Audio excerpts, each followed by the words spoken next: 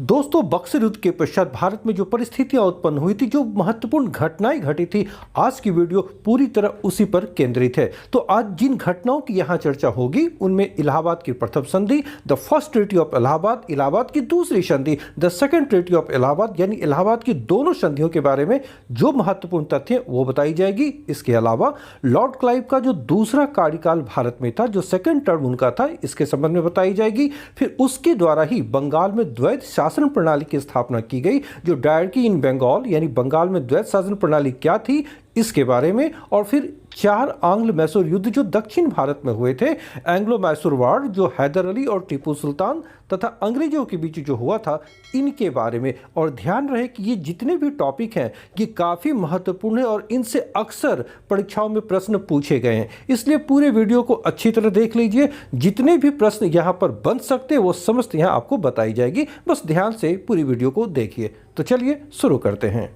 दोस्तों, बक्सर की युद्ध जिसमें संयुक्त सेना थी मीर कासिम, अवध का नवाब शुजाउद्दौला और मुगल सम्राट शाह आलम द्वितीय का, इस संयुक्त सेना की हार हुई थी और मीर कासिम भागकर दिल्ली चला गया था और वहीं पर बाद में 1777 ईस्वी में 1777 में उसकी मृत्यु हुई थी।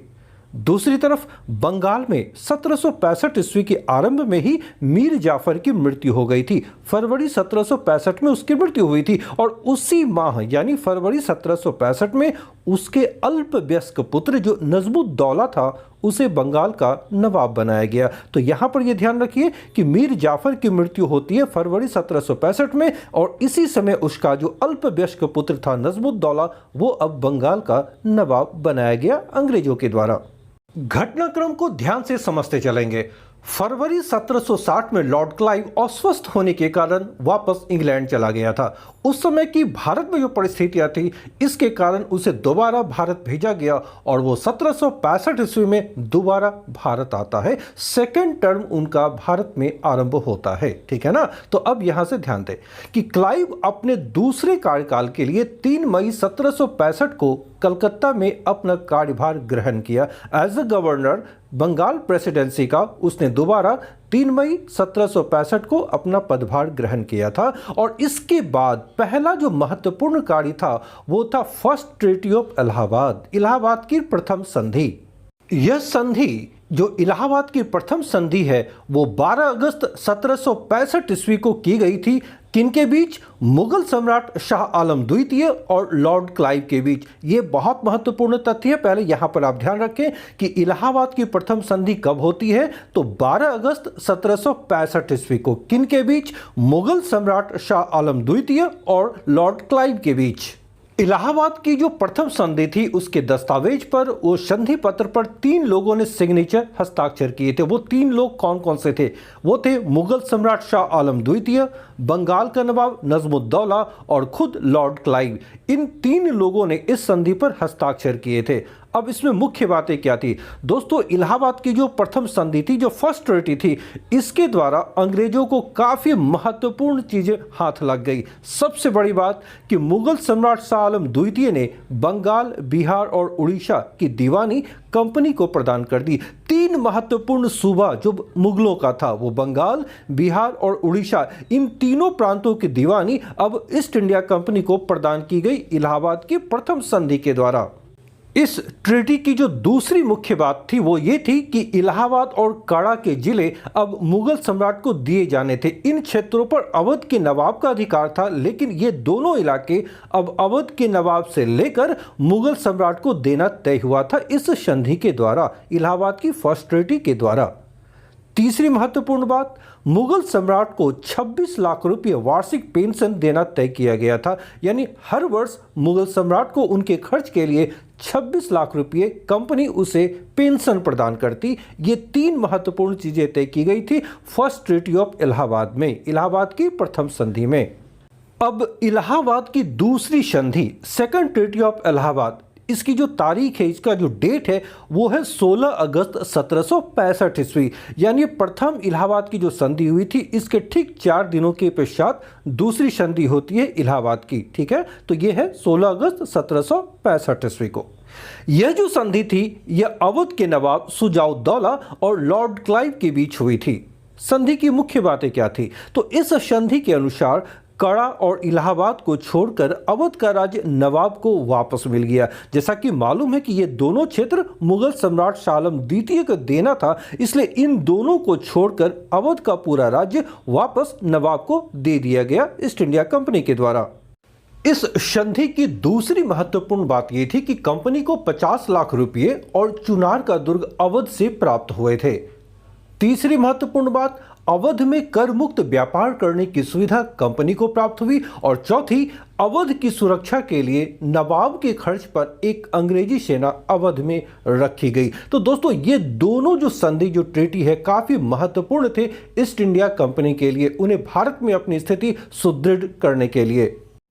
अगली प्रमुख घटना है लॉर्ड क्लाइव द्वारा बंगाल में द्वैध शासन प्रणाली की स्थापना। जी हां, दोहरी शासन प्रणाली, डुअल गवर्नमेंट और डायरकी की स्थापना बंगाल में। तो आइए इसे जानते हैं। दोस्तों, बंगाल में लॉर्ड क्लाइव द्वारा द्वैध शासन प्रणाली या डुअल गवर्नमेंट और डायरकी की स्थापना की गई थी 1765 में, 1765 ईस्वी में, और ये चली थी 1772 ईस्वी तक। सबसे पहले ये क्या था? इस प्रणाली के तहत जो वास्तविक शक्ति थी, जो रियल पावर था, वो कंपनी ने अपने पास रखी थी। जैसे वित्तीय मामले यानी राजस्व वसूल करने के मामले, जो रेवेन्यू वसूल की जाती, वो कंपनी अपने हाथों में ले ली थी। सेना यानी जो आर्मी थी, वो कंपनी अपने हाथों में ली। बाहरी संबंध यानी विदेश नीति, वो सारी कंपनी ने रखी। यानी जो भी महत्वपूर्ण बातें थी, वो कंपनी ने अपने हाथों में रखी, अपने पावर को बहुत ही स्ट्रांग बना ली। दूसरी ओर प्रशासन यानी एडमिनिस्ट्रेशन का भार नवाब के कंधों पर डाल दिया। यानी पूरे बंगाल में जो शासन व्यवस्था कायम करना, कानून का राज कायम करना, ये अब एडमिनिस्ट्रेशन का काम था, जो कि महत्वपूर्ण कार्य तो था, लेकिन जो राजस्व की शक्ति थी जिसके द्वारा ये कार्य किए जा सकते थे, वो अब नवाब के पास था ही नहीं। इसलिए कहा जाता है कि ये जो शासन प्रणाली थी, इसने कंपनी के हाथों में सारी शक्ति केंद्रित कर दी थी। दीवानी संबंधी अधिकार मिलने के पश्चात जो राजस्व रेवेन्यू वसूल करने की शक्ति कंपनी को मिली थी, इसके पश्चात क्लाइव ने कंपनी के नियंत्रण में, अर्थात ईस्ट इंडिया कंपनी के नियंत्रण में भारतीय पदाधिकारियों को लगान वसूलने का कार्य सौंपा। अब जो लगान वसूलने का कार्य था, उसके लिए भारतीय अधिकारियों की नियुक्ति की, लेकिन वो कंपनी के नियंत्रण में काम करने वाले थे। तो इसके लिए 2 नायब नाजिम नियुक्त किए गए। पहला मोहम्मद रजा खां को बंगाल का और सिताब राय को बिहार का नाजिम बनाया गया। देखिए, 3 प्रांत ईस्ट इंडिया कंपनी को मिली थी, बंगाल, बिहार और उड़ीसा। उसमें से 2 प्रांत जो बंगाल है, वहां पर जो राजस्व वसूल करने का कार्य है, उसके जो मुख्य पदाधिकारी हैं, उसे बनाया गया, जिसे कहा गया नायब नाजिम। वो थे मोहम्मद रजा खां। बिहार का जो नायब नाजिम था, यानी राजस्व रेवेन्यू वसूल करने वाला जो प्रधान अधिकारी था, वो था सिताब राय। जबकि ओडिशा में राय दुर्लभ को नायब नाजिम नियुक्त किया गया था। तो इन तीनों के नाम आप याद रखेंगे कि द्वैध शासन प्रणाली, डुअल गवर्नमेंट सिस्टम, जो डायरकी था बंगाल में, जिसकी स्थापना लॉर्ड क्लाइव ने की थी, इसके तहत 3 भारतीय पदाधिकारियों की नियुक्ति 3 प्रांतों में की गई थी। तो पहला बंगाल में मोहम्मद रजा खां को, बिहार में सिताब राय को और उड़ीसा में राय दुर्लभ को। इनका जो केंद्रीय दफ्तर था, जो सेंट्रल ऑफिस थी, वो 2 प्रांतों का ध्यान में रखे, बंगाल का मुर्शिदाबाद में और बिहार का पटना में। ये 2 मुख्य केंद्र या प्रधान केंद्र थे, इनका केंद्रीय दफ्तर हुआ करता था। दोस्तों, कुल वसूल किए गए राजस्व में से 26 लाख रुपये वार्षिक मुगल सम्राट को देना था और 53 लाख रुपये नवाब को, जो बंगाल के नवाब थे, उन्हें देना था फौजदारी संबंधी कामों के लिए, उसे निपटाने के लिए। शेष जितनी भी राशि बचती, वो सभी भू राजस्व पर कंपनी का अधिकार हो गया था। इस प्रकार द्वैध शासन प्रणाली, जो डुअल गवर्नमेंट सिस्टम थी, यह कंपनी के लिए तो फायदेमंद थी, लेकिन इन 3 प्रांतों बंगाल, बिहार और उड़ीसा के लिए उत्पीड़न का अंग बन गई थी। दोस्तों, इसी कारण भारतीय इतिहासकारों में के.एम. पानिक्कर ने इस काल को डाकुओं का राज्य कहा है, तो वहीं प्रसिद्ध ब्रिटिश इतिहासकार पर्सिवल स्पीयर ने इसे बेशर्मी और लूट का काल माना है। ध्यान रखिएगा, जो द्वैध शासन प्रणाली लागू की गई थी लॉर्ड क्लाइव के द्वारा, इसी के संदर्भ में इन दोनों इतिहासकारों ने ये बातें कही हैं। दोस्तों, वारेन हेस्टिंग्स जो 1772 में बंगाल का गवर्नर बनता है, वो गवर्नर बनते ही उसी वर्ष यानी 1772 ईस्वी में बंगाल में द्वैध शासन प्रणाली को समाप्त कर दिया था। तो यहां पर ये आप ध्यान रखें कि इसे लागू किसने किया था, तो लॉर्ड क्लाइव ने, और इसे समाप्त किसने किया, तो वारेन हेस्टिंग्स ने। इसकी अवधि क्या थी, 1765 से 1772 ईस्वी। क्लाइव के अन्य कार्यों की ओर ध्यान दें। दोस्तों, लॉर्ड क्लाइव ने अपनी कार्यकाल के दौरान कंपनी के अधिकारियों के निजी व्यापार, जो वह पर्सनल रूप से व्यापार कर रहे थे, उस पर रोक लगा दी और इसकी क्षतिपूर्ति के लिए, इससे जो उनको घाटा होने लगा, तो इसकी क्षतिपूर्ति के लिए एक व्यापार समिति बनाई जिसका नाम है सोसाइटी फॉर ट्रेड। याद रखिएगा, इसकी स्थापना लॉर्ड क्लाइव ने ही की थी। सोसाइटी फॉर ट्रेड की स्थापना किस लिए, जो कंपनी के अधिकारी थे उनके जो निजी व्यापार पर रोक लगाई थी, तो उसकी क्षतिपूर्ति के लिए। इसे क्या मिला था, नमक, सुपारी और तंबाकू के व्यापार का एकाधिकार इसे मिला था, अर्थात सॉल्ट, बीटल नट और टोबैको, इन तीनों के व्यापार पर एकाधिकार, मोनोपोली दी गई थी। किसे, सोसाइटी फॉर ट्रेड को।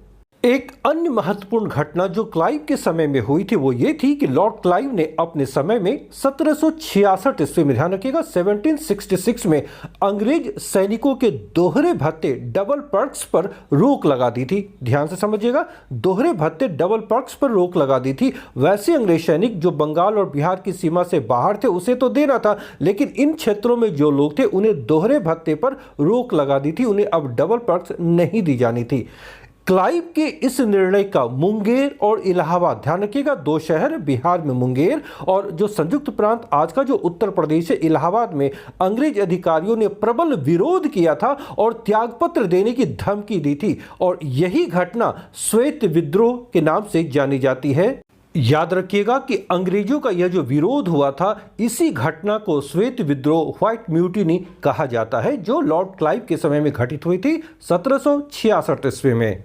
दोस्तों, नेक्स्ट सेक्शन में आंग्ल मैसूर युद्ध, जो 4 युद्ध हुए थे अंग्रेजों और मैसूर राज्य के साथ, उन चारों के बारे में विस्तृत रूप से जानेंगे। इसके अलावा हैदर अली और टीपू सुल्तान, ये दो जो महत्वपूर्ण सुल्तान थे जिनके समय में ये आंग्ल मैसूर युद्ध हुए थे, तो इनके संबंध में, इनके कार्यकाल में भी जो महत्वपूर्ण घटनाएं घटी हैं उस पर भी दृष्टि डालेंगे। तो पूरी वीडियो को आप ध्यान से देखते रहिए, आपका रिविजन भी होगा और समस्त तथ्य यहां आपको मिलते रहेंगे। मिलते हैं नेक्स्ट सेशन में। Till then, bye.